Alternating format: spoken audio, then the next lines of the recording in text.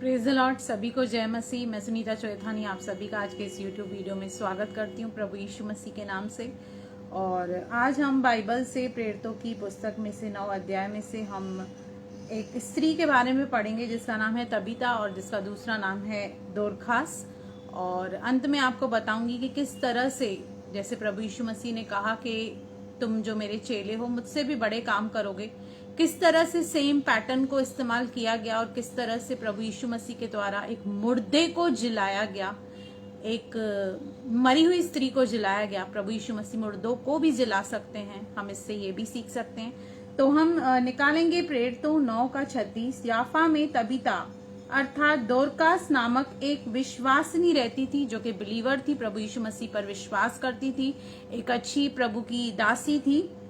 वह बहुत से भले भले काम और दान दिया करती थी। याद रखिए, जब भी आप गुड वर्क्स करते हैं और दान देते हैं, स्पेशली अब जब आप गुप्त दान देते हैं, तो परमेश्वर उन चीजों का अकाउंट रखता है। भले आपने जिस व्यक्ति के साथ भलाई की वो तो कभी याद नहीं रखेगा, न ही आपको वैसा आपको रिजल्ट देगा या वैसा आपको प्रतिफल देगा, लेकिन परमेश्वर सब कुछ याद रखता है। जैसे कुरनेलियस के विषय में भी हम देखते हैं कि कुरनेलियस क्या करता था, यहूदियों को बहुत दान दिया करता था और परमेश्वर ने उसके उस गुड वर्क को याद रखा। इसलिए आपको शायद लगता होगा मैंने एक व्यक्ति के साथ कितनी भलाई की लेकिन मुझे उसके रिटर्न में क्या मिला, कुछ भी नहीं मिला। तो याद रखिए, जो आपने किया है वो परमेश्वर के अकाउंट में है और परमेश्वर आपको उसका प्रतिफल जरूर देगा, चाहे वो व्यक्ति या वो इंसान दे या न दे। आगे कहता है, उन्हीं दिनों में वह बीमार होकर मर गई और उन्होंने उसे नहलाकर अटारी पर रख दिया। आप देखिए, एक इतनी अच्छी एक प्रभु की दासी है, अच्छा काम करने वाली, जिसका कैरेक्टर अच्छा है, फिर भी पता नहीं क्यों, हम नहीं जानते कि वो क्यों मरी। हम अक्सर देखते हैं कि जो अच्छे लोग होते हैं उनको मौत भी पता नहीं क्यों जल्दी आ जाती है। तो ये मर गई और उसे नहलाकर अटारी पर रख दिया, इसलिए कि लूदा याफक के निकट था। चेलों ने यह सुनकर कि पतरस वहां है, 2 मनुष्यों को भेजकर उससे विनती की कि हमारे पास आने में देर न कर। अब पतरस वहां पर ही आया हुआ था किसी काम से, इसलिए 2 व्यक्तियों ने उसको रिक्वेस्ट की कि प्रभु की एक दासी के साथ ऐसा ऐसा हो गया, इसलिए तू आकर मतलब उन्हें कंसोल कर या अपने परचानी दे, इस हिसाब से उसको बुलाया।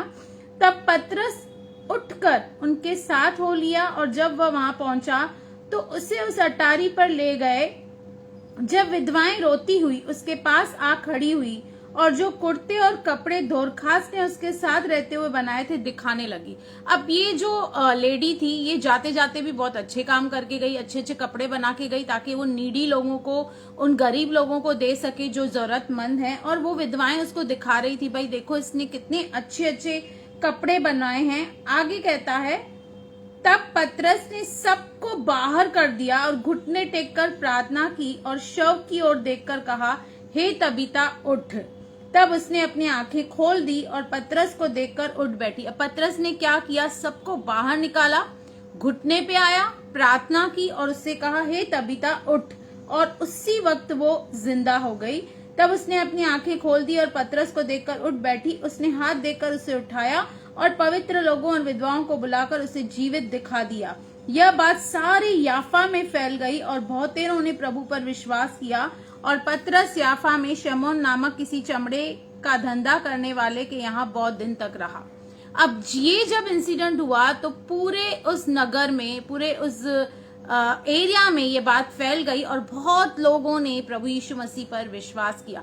अब ये मैंने जो आपको बताया कि मैं लास्ट में बताऊंगी, यही सेम इंसिडेंट हम यायर की बेटी के साथ देखते हैं कि प्रभु यीशु मसीह को जब पता चला कि यायर की बेटी मर गई और वहां पे लोग रोना धोना कर रहे थे, तो प्रभु यीशु मसीह ने सबको बाहर निकाला और जैसे इसने कहा, हे तबीता उठ, उसने कहा, तलीता कुमी। Same incident as it is repeat हो रहा है, क्योंकि प्रभु यीशु मसीह को पतरस ने देखा था कि किस तरह प्रभु यीशु मसीह काम करते हैं। और ये सिर्फ बोलने के लिए नहीं है कि उसके चेले उससे भी बड़े काम करेंगे। आपके और मेरे पास भी वो सामर्थ है, हम उसे इस्तेमाल कर सकते हैं, पर कई बार हमारे पास वो फेथ नहीं है, वो विश्वास नहीं है कि हम मुर्दों को जिंदा करें।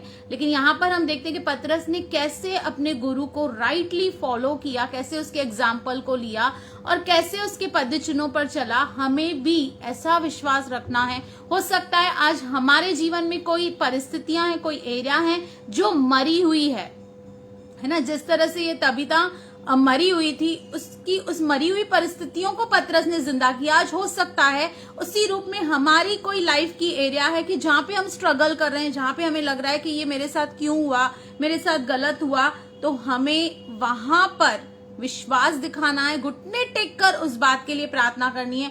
प्रभु अवश्य ही उस चीज में आपको रास्ता दिखाएगा, क्योंकि हम दानियल के विषय में पढ़ते हैं कि दानियल 3 बार प्रार्थना करने वाला व्यक्ति था, इसलिए वो परीक्षाओं से बचा। एक जो व्यक्ति प्रार्थना करने वाला है वो कभी भी परीक्षा में फंसेगा नहीं, लेकिन एक व्यक्ति जो प्रार्थना नहीं करता, उसके इर्द गिर्द टेम्पटेशंस रहती हैं, और कहीं ना कहीं हर एक इंसान कभी ना कभी किसी पल पे इतना कमजोर हो जाता है कि वो टेम्पटेशन को ओवरकम नहीं कर पाता। लेकिन अगर हम प्रार्थना करने वाले व्यक्ति हैं तो चाहे हमारे इर्द गिर्द टेम्पटेशन आने दीजिए, कितनी भी नेगेटिविटी आने दीजिए, हमारे लिए प्लानिंग प्लॉटिंग की जाए, हमें गिराया जाए, हमें कितना भी डिमोटिवेट किया जाए, कितना भी लेट डाउन किया जाए, मैं जैसे हमेशा बोलती हूँ, मेरा ये कॉन्फिडेंस है कि आप चाहें भी तो, अगर जो आप प्रभु को सही रीति से जानते हैं, चाहें भी तो आप गलत रास्ते पर कभी नहीं जा सकते। हालेलुया।